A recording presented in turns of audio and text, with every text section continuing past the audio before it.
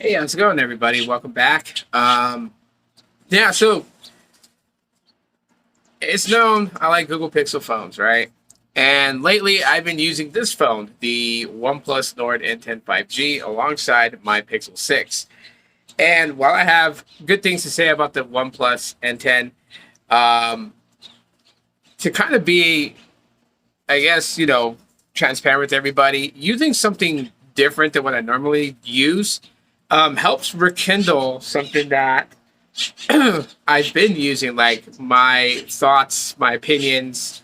Um, and so that's what this video is about, really. It's just to kind of just talk to you guys about like when I am using the Pixel 6 alongside with the OnePlus N10. And it's like, I switch between back and forth because it's refreshing to use something different than what you're normally used to using. But then when you pick up something that you like using after using something that was kind of like a palate cleanser, you kind of look back at what you were using that you like to use, and it's just like it breathes new life into it.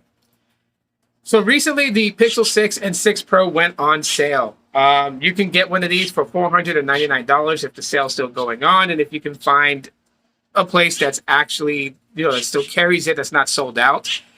Or you can go with the Pro and get the get the Pro at $699. I mean, that's a hell of a deal.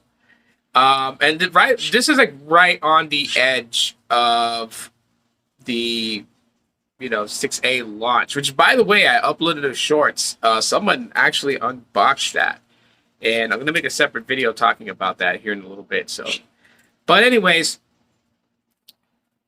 using the Pixel 6 and just all the things that I enjoy about a Google Pixel phone is just kind of like highlighted again.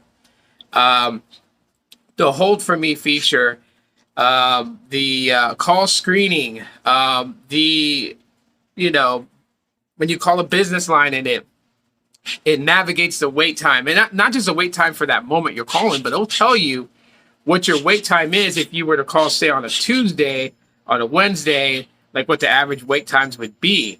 Like, those are seriously cool things to have in a phone that, it does make life much more simpler. If I need to call a certain business and Mondays is usually where they have their highest influx of calls, it's going to let me know that so I can pick a different day to call while I have a much, lower wait time.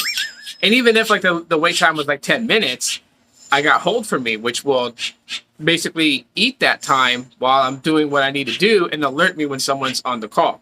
Now, here's the thing that I got to tell people about that.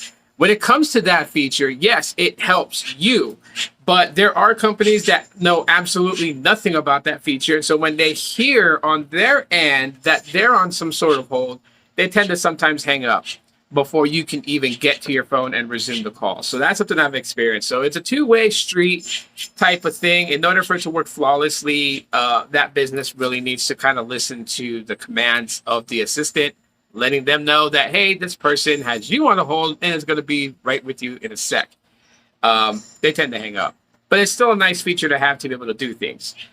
Camera is where I really feel the hugeness of it. As I installed Gcam on the OnePlus N10, and I'm using it right now to record video rather than the native stock app. I just figured that Gcam does a little bit of a better job recording the video, and that has to do with the OnePlus N10's native camera having this thing where video feed freezes in movement. So if like I'm moving like this, it would drop frame rate and freeze, and that just totally sucks. Realistically, when you're using the Google Pixel 6, you'll start to see and you'll start to notice if you pick one up. If you've never used a Pixel phone and you pick one up, you'll start to see just about how this thing is very helpful in so many different ways. Aside from its intelligence, also the design of it is just something to look at least for me. And that's a subjective opinion. I know this. Some people are going to look at this and say it's ugly, and that's totally fine. For me, I think I think it's a really great looking phone. I think that Google did a very fantastic job in saying, hey, we're not going to try and mirror other companies. We're just going to kind of like develop our own design and have our own identity, and I think that's a very good thing. Some people will say, "Oh, well, you know what? They were doing their own design way before," and yeah, kind of and kind of not, right? Like you look at the Pixel 2 XL, and it's got that Panda variant version, which was their exclusive colors. And while that is a unique thing to see, but just one camera sensor on the back, there are a lot of phones that look like that, and so people would still get confused. This cannot be mistaken for anything else, and nothing else can be mistaken for this, right? You see that camera bar, and you're like, okay, that's a Google phone. You know already. Um, so, like I said, it looks great to me. I know people have their opinions. Some love this Pixel 6 Pro because it has that curved edge display. I'm not a big fan of it, so the flat display on the Pixel 6 was like the big reason why I chose the 6 over the 6 Pro. And of course, I dig the color, the kind of coral color. I dig that too. It was really hard because I wanted this color, but I also wanted the seafoam green, and it was just a real bounce back and forth. And I noticed a lot of people really hyped up the seafoam green color, and so I was like, okay, I'll go with kind of coral, and that's what I got. If I could, if kind of coral didn't exist, the phone that I actually would have grabbed would be the Stormy Black one.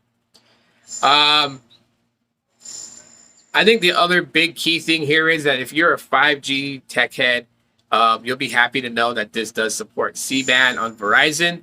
I'm able to pick that up with Visible, which is a prepaid brand under the Verizon umbrella, Visible by Verizon. And yes, I get access to N77, and it works great. Even though Visible does cap the download speeds at 200 megabits per second, although with my Pixel 6, it kind of bounces up to about 230 megabits per second. And it's totally fine because what I do on my phone doesn't require such a high amount of download rate. But it's nice to know that it has the ability to do that. So that's great. And then of course you got that large display, which is really nice to watch media on. Really good. And then again, back to cameras, video. There are lots of videos that I make here on YouTube that are shot with the Pixel 6. Even some of the YouTube shorts are shot with the Pixel 6. It does well. For the longest time, people have had a gripe about the Pixel and its video capabilities, and they would talk about how iPhone is king, and that's totally fine. iPhone could be the king of videography. That's totally fine. Because the one thing that people do more on their smartphones is not so much take video, it's taking photos. And I think that's the reason why Google has never really been in a rush to get the video capabilities of recording video with Pixels to be right up there with the iPhone. The whole thing about it is that people take photos, right? Instagram, you post photos on Twitter, you post photos on Facebook, you post photos on Snapchat. And so that's where they kind of kept their focus at. And it's nice to know that they did beef up video taking though with the HDR type overlay on video per frame, like frame per second. That is a really nice touch. The fact that Google partnered with Snapchat to really showcase what the Google Pixel 6 and 6 Pro can do, that's amazing. And a lot of people are really coming out there and saying hey, the Pixel 6 does great with Snapchat, which was one of the most craziest things because Snapchat was more friendlier to the iPhone.